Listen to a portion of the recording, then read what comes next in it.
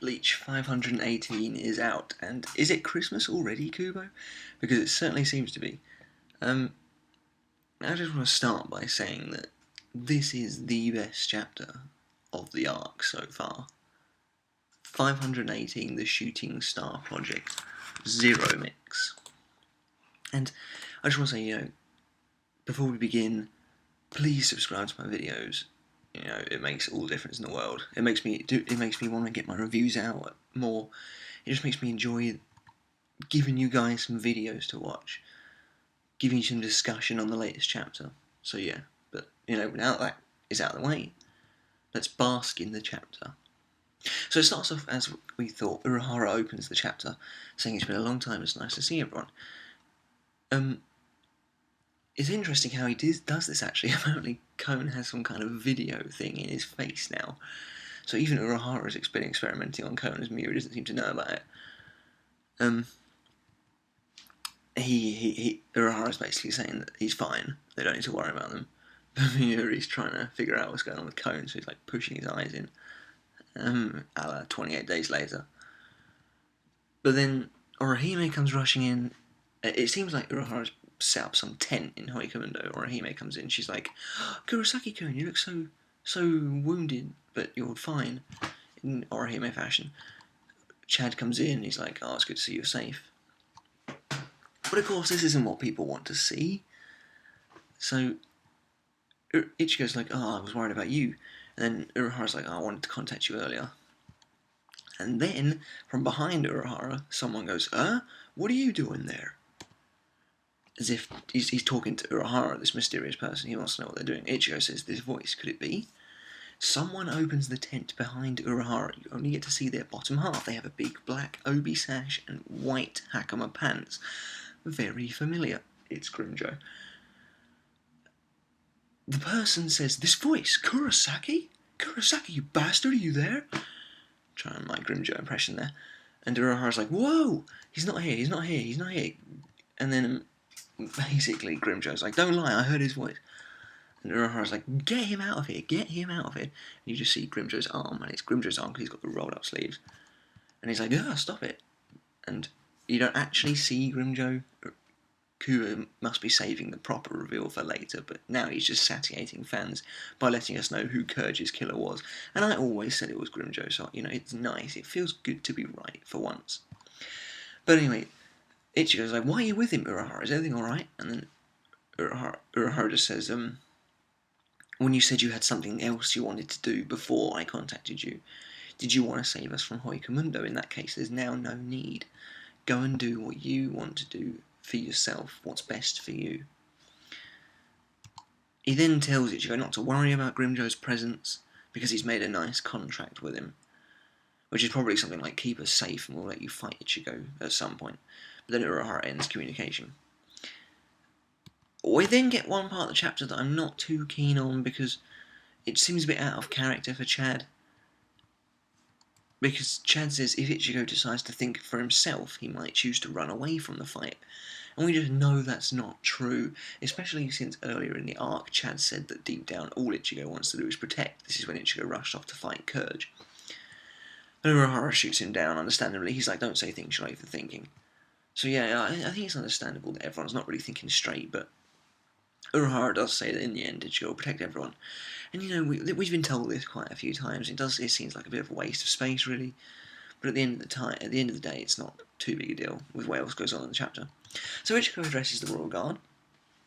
He says, bald guy, if we go to the Spirit Palace, will I be able to get my Tensei Sangetsu fixed? And Ichigo's already been told this is impossible, but the Royal Guard member tells him it's impossible still. However, there is a Super Reijutsu in the, which I presume is Reiatsu, in the Spirit Palace, which can, using it, reforge Tensei Sangetsu into a similar one, i.e. it's going to look slightly different. Ichigo then says, alright, take me to the palace. We then get the second really cool part of the chapter. More characters come back from the blue. Ichigo arrives at Shiba Kukaku's place, and he's like, why am I here?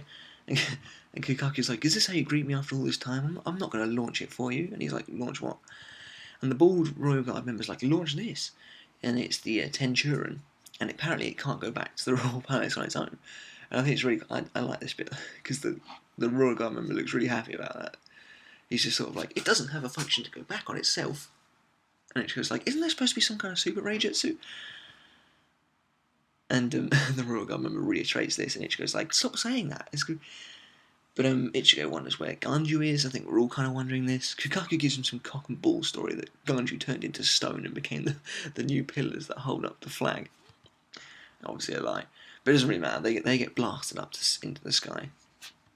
Back to the royal palace. Someone arrives behind Kukaku and they're like, is it alright if he goes away, Nichan? So we know it's GINJOU. Kukaku says if he doesn't go now, the next attack will be the end of Soul Society.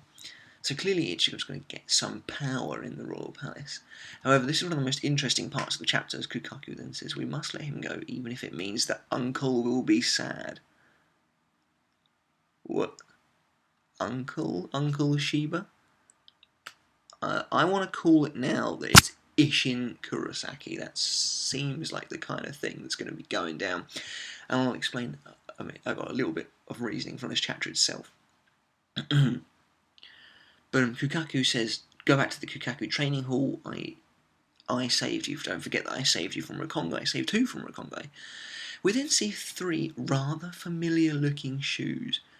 The first one says, you're so patronising. The other one just says, I agree. And the second one doesn't say, the third one doesn't say anything. Kukaku says that GINJOU needs to put some spirit into it, because in the next fight he'll have to join in, even if he cries and wails about it. And then we see the three people that GINJOU's with, and it's Tsukishima, GINJOU, and Giriko. What? What? What?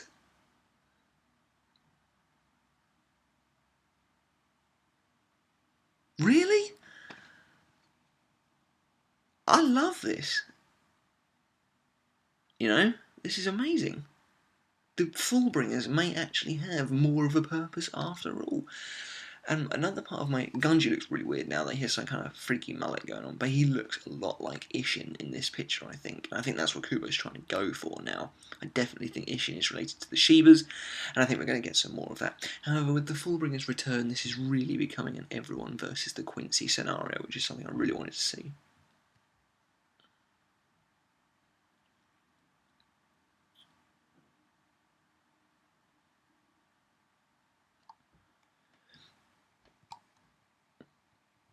Okay, so the last page of the chapter, the Tenchurin lands, and we see the palace. This is Ryokyu. We don't get the best look at it. There's 10 pillars in our immediate view. Some little Soul Society looking houses, although they look a little bit grander than the Soul Society places. There's then some floating stairs, a disc-like platform, some more pillars, 5 floating disc-like platforms, which I'll get onto in a minute, and then one tall floating pillar with lots of mini pillars on it. So it looks really cool. Hopefully we'll get a better look at the palace next chapter. I presume the middle thing is the palace. I've heard some interesting ideas that the 5 floating pillars are governed by one of the Royal Guard members, which would be really cool, and I think that's possible. So that's it for the chapter. That's 518. That is the Shooting Star Project Zero Mix. Amazing, amazing chapter. 6 returning characters. 6. GINJOU, Kukaku, GRIMMJOW, GINJOU, Tsukishima, and Giriko. Wow. Literally all the races are going to come together to fight Juharbark and his Vandermike in the ultimate final battle. Really, really, really good stuff. I'm so excited for the future of Bleach, and I kind of hope you are as well, since you're watching these videos. Let me know in the comments below what you thought of the chapter. Don't forget to leave me a thumbs up. What did you think? I mean, it was amazing. You know, there's so many possibilities now. What's Ichigo going to say when he sees GINJOU and Tsukishima? He hates Tsukishima. You know, he absolutely loathes him. What's Orihime going to say when she sees Tsukishima? They don't remember him. This probably means we'll see the other Fullbringers as well, Yukio, Mo, Ruruko, Jackie. I'm excited. You know, it was good to see GINJOU and Kukaku again since like before since the end of Hypnosis, I think was the last time we saw them. So speaking of end of Hypnosis, the only thing we need to see now is Aizen.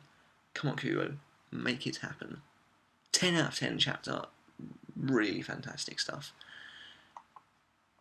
Catch you on Friday for a Fairy Tail review. Until then, see you later, guys.